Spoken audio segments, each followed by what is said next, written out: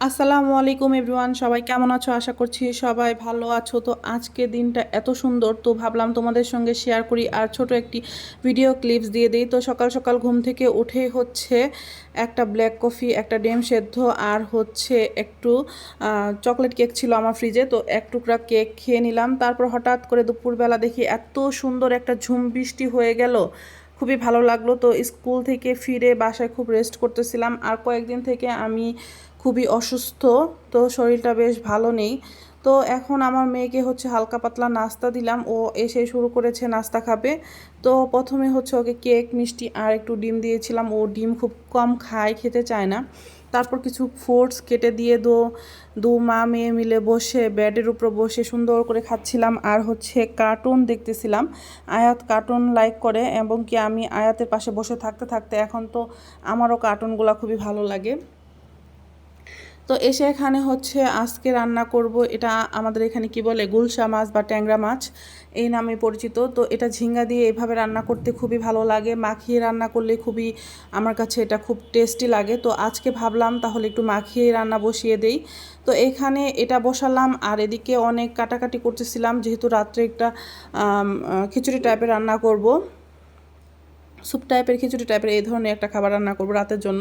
ওটার জন্য একটু সবজি কাটতেছিলাম। তারপর হচ্ছে আমি একটা বড় মাছ রান্না করতেছিলাম, সেটার জন্য আবার হচ্ছে মুরগি মাংস রান্না করব সেটার জন্য। আর আমার তো হচ্ছে বেশি চাপ নিতে হয় আমার মেয়ের খাবার নিয়ে। ও আর আমার হাজব্যান্ড দুজন হচ্ছে ডিফারেন্ট ডিফারেন্ট এক মানে টেস্টের খাবার খেতে চায়। যেমন আমার হাজব্যান্ড তো ছোটো মাছ হলে আর কোনো কথা নেই, আর এদিকে আমার মেয়ের জন্য চিকেন তো থাকতেই হবে। তো আমার আবার হচ্ছে একটু ঝোল টাইপের রান্নাগুলো খুবই ভালো লাগে। তো এখানে হচ্ছে মুরগি সরি মাছ, চাল কুমড়া আর হচ্ছে পটল দিয়ে একটা ঝোল করতেছিলাম। আর এদিকে আমার মেয়ের জন্য রাতের খাবার হিসেবে এটা আমি রেডি করতেছিলাম। তো অনেকগুলো সসেস দেখতে পাচ্ছ ভেজে নিয়েছি, তার মধ্যে কাঁচামরিচ, সবজি এগুলো দিয়ে দিব। তো কেন জানি একটা ক্লিপস আমি মিস করে ফেলছি, যে জাস্ট এটার মধ্যে হচ্ছে আমি এখন পানি দিয়ে সেদ্ধ বসিয়ে রাতে হচ্ছে এটাকে গরম করে তারপর সার্ভ করব। তো এই ক্লিপসটুকুই আসলে আমার এখানে মিসিং হয়ে গেছে। আমি আসলে আসলে বোঝোই তো, যারা হচ্ছে রান্না করে আবার ভিডিও করে, আর যেহেতু আমি ফোনে ভিডিও করি, অনেক সময় আসলে এভাবে খেয়ালও থাকে না যে আমি এটার ভিডিও ক্লিপস নিতে হবে। আর এত কাজ একসাথে থাকে যে এত কিছু মেনটেন করা আসলে টাফই হয়ে যায়। আসলে এই প্রফেশনে যারা আছে তারা এই বিষয়টা আসলে বুঝবে যে এটা আসলে একটু প্যারাদায়ক, তারপরও হচ্ছে আমাদের তো এটা কাজ,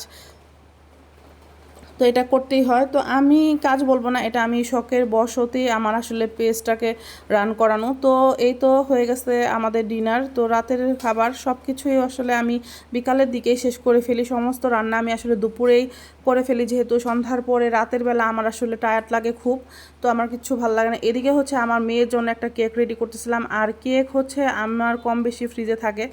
তো এখানে ড্রাই ফ্রুটসগুলো দিয়ে তারপর আমি আবার ব্যাটারগুলো দিয়ে দিচ্ছিলাম।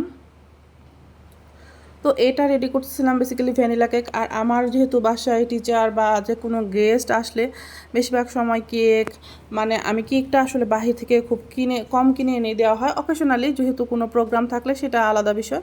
এমনি নর্মালি হচ্ছে আমি সবাইকে কেক যদি সার্ভ করি সেটা আমার বানানোই থাকে। তো আমি হচ্ছে বাসায় বানিয়ে বক্সে করে ফ্রিজে রাখি, তারপর হচ্ছে এটা ইচ্ছে মতো গেস্টদের দেওয়া যায় বা নিজেরা চার সঙ্গে খাওয়া যায়। তো কেকটা আমার মেয়ে বলতেছিল খুবই মজা হয়েছে, ওর কাছে খুবই ভালো লাগছে, এবং কি আয়াতের টিচাররা খেয়েছে, তারাও বলছে যে না খুবই ইয়াম্মি হয়েছে।